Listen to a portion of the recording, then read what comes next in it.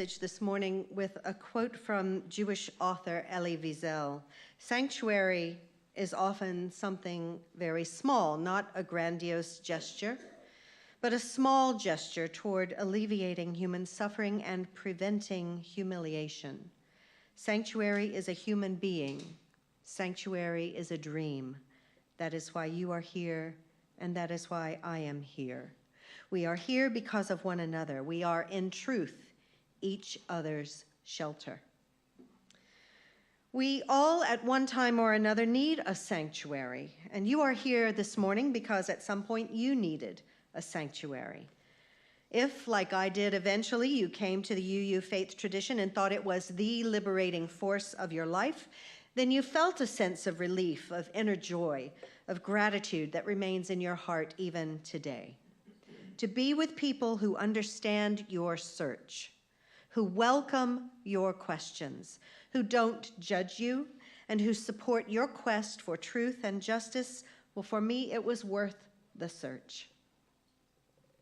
And for countless folks who come to the Pathway to Membership classes and share their stories of how they have come to this place, it's clear that they have felt they've come home to the safety and freedom of this sanctuary. Rebecca Ann Parker knows what she means when she says, "The progressive church holds a feast of life spread for all. It is ours to share with any who can find nourishment within our walls." I hope whether you are a recent member or a veteran UU, that you believe this congregation can nourish your spirit and enrich your life. But the nourishment of our own selves is only half the story. We seek more and we are more than individuals going through life on our own. We covenant together and we work together to live up to the 7 principles that we affirm and promote as Unitarian Universalists. We have already been given gifts in abundance. In spite of its problems, Mark Hewitt writes, "This planet is an incredible gift to us all. It provides sustenance, pleasure, and infinite variety. We are surrounded by this beauty which is ever-changing. That is just as unavoidable as suffering. And these two opposites create the great balance of life." We are blessed indeed to have a faith community that has the courage to look outwards instead of remaining inward-looking. At its best, in the words of Jean Vanier, it encourages us to break open the shell of selfishness and self-centeredness, to reveal the seeds of a society where people are honest, truthful, and loving. We have a mission that is honored when we look outwards. Our mission matters. Our vision for this church, for this community, and for this world matter. And we need to pass on those visions if our precious faith tradition is to have a future. The author of The Little Prince, Antoine de Saint-Exupéry, put it this way: "In a house that becomes a home, one hands down and another takes up the heritage of mind and heart. It is needful to transmit the passwords from one generation to another." And in my mind, one of those passwords should be dream. The words of one of my favorite hymns urge us to come and go with me to that land. We sang it this morning. We can dream of a better land right here on earth. You may not connect figures and statistics with dreams, maybe nightmares, but this is exactly what your church leadership is doing this year. When we think of the Unitarian Universalist legacy we are so fortunate to have, especially those who sometimes gave their lives to ensure freedom of religious expression, we can feel honored to be asked to carry on the flame of our UU values. If you can feel that this faith community has values and a purpose that you share, then, as so many here in this congregation do, you will commit to living out those values and that purpose in your daily life. The word generous comes from the Latin for noble, magnanimous. Magnanimous in Latin comes from words magna, great, and animus, soul. The Oxford English Dictionary defines generous as freely giving more than is necessary or expected. And here's a poem from Hafiz that illustrates that freedom of giving. Even after all this time, the sun never says to the earth, "You owe me." Look what happens with a love like that. It lights the whole sky. Generosity then makes us great souls. What a description to aspire to. And not only that, but the root prefix of generosity, gen, means birth, as in generative. We can generate generosity. A few weeks ago, I shared the daily practice of generosity with the children during Time for All Ages. Some of you may remember the green string that you got to wear as a bracelet to remind you to ask, what is the most generous way I can act in a given situation? And the author, Mark Ewart, says that whenever he's faced with a choice, he asks himself, what is the most generous response that I can make? This question helps him get back to a generous attitude. And maybe you haven't thought about the connection between giving and receiving. Mark Ewart reminds us, giving and receiving are two sides of the same coin. One does not exist without the other. We cannot be a world full of givers if there is no one to accept our gifts. Giving connects two people, the giver and the receiver, and this connection, Deepak Chopra says, gives birth to a new sense of belonging. Money is about relationships, and I'd never thought about it before I read a quote from Margaret Markison, who says, if we didn't need to relate to one another, we wouldn't have money. It was invented by human beings, and we use it with each other. One of the things money symbolizes, for better or for worse, is human connection. But when our self-perception is tied to taking care of ourselves with no help from others, we experience fewer opportunities for accepting the normal give and take of care in relationships.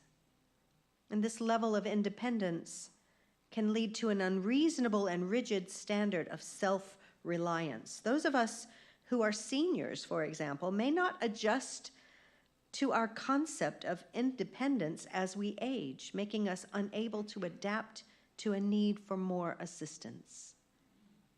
When we are gracious about receiving, it's easier to be generous givers. We see more easily what flows to us. We recognize and appreciate the abundance in our lives. The UUA experts on stewardship tell us that when we feel abundant and recognize that flow as unending, it's easier to give from a place beyond all reason, our values. So when we give of our wealth to build up this community, we are filled with wealth. Everyone is already generous in his or her own way. Hasn't there been a time when you've cared for someone who was sick, nurtured a young person, or benefited someone without them knowing it?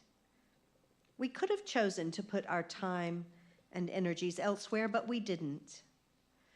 Maybe we don't think of ourselves as generous because we sometimes are impatient or don't share what we have when we could.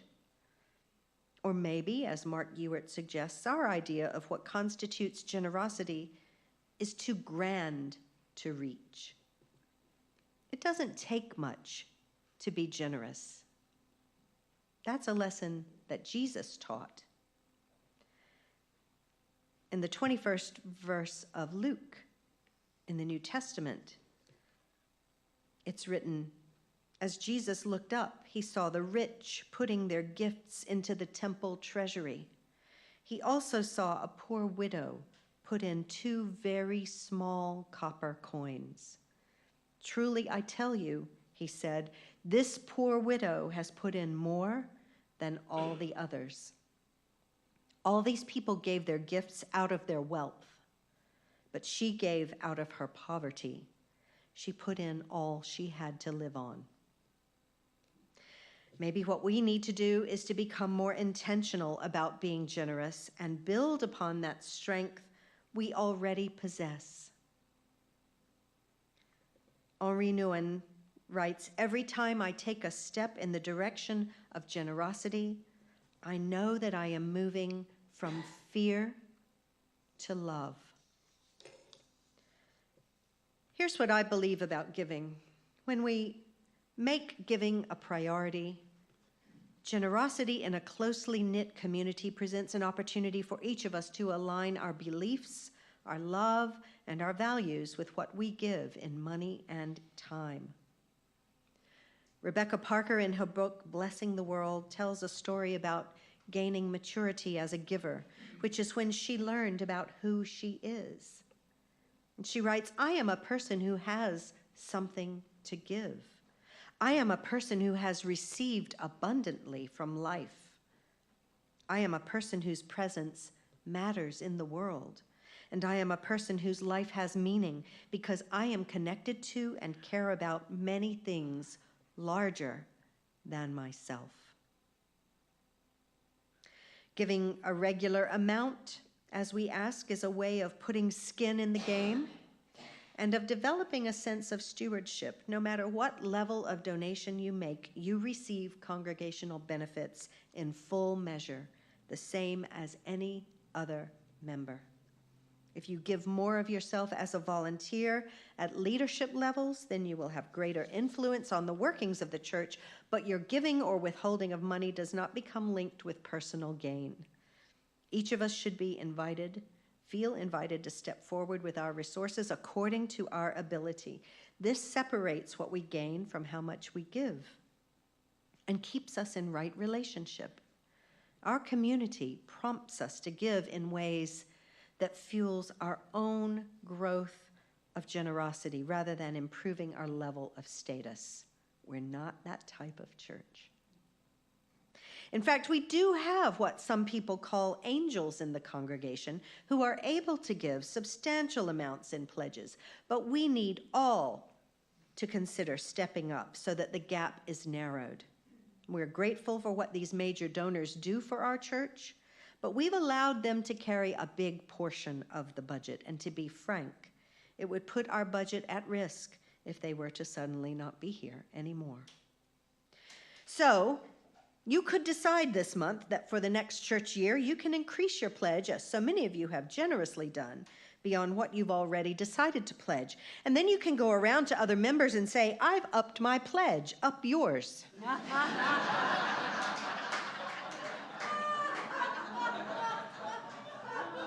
I'll listen for that at coffee time. And, some of us don't like to talk about money. And Mark Ewart says that many of us may find that our thoughts about money are fueled by dominant cultural messages about obtaining comfort, happiness, and security through money. After all, American culture emphasizes earning and financial status, spending beyond our basic needs, aspiring to various forms of luxury. But Ewart states that the most culturally challenging action in a consumer society may be to give away money to benefit others, with no reciprocation or personal benefit expected in return.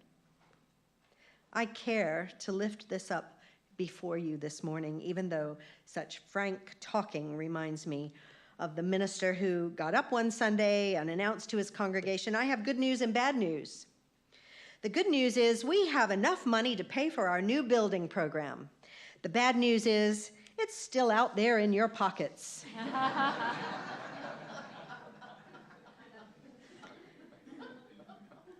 After a long spiritual journey over several decades, I was amazed to find this faith tradition with values like the ones Rebecca Parker lifts up in the reading we heard earlier. When I worship on Sundays, I feel the abundant blessing of belonging to a community that tries to live out these values. And my congregation is where I develop my ability to receive and give. The Buddha said, "Giving brings happiness at every stage of its expression. We experience joy in forming the intention to be generous. We experience joy in the actual giving of something. And we experience joy in remembering the fact we have given. If you feel that you've received care, comfort, support, respect, freedom in belonging to this church, if you have ever felt it is a shelter, a sanctuary, then you'll feel like you've received an abundance of nourishment. Do you see the flow of abundance in your lives? Your generosity can ensure the future of this congregation and its values and its dreams. What might we be called to do together? We can, with the contribution and commitment that each of us makes through our time, talent, and treasure, do more than just dream. We can reach our vision of the future in which we not only take care of our congregation and its needs, but we can stand as a proud beacon of progressive religious freedom and expression, of diversity and radical hospitality for the Augusta area and beyond. May it be so. May we be the ones who make it so. Blessed be. Amen.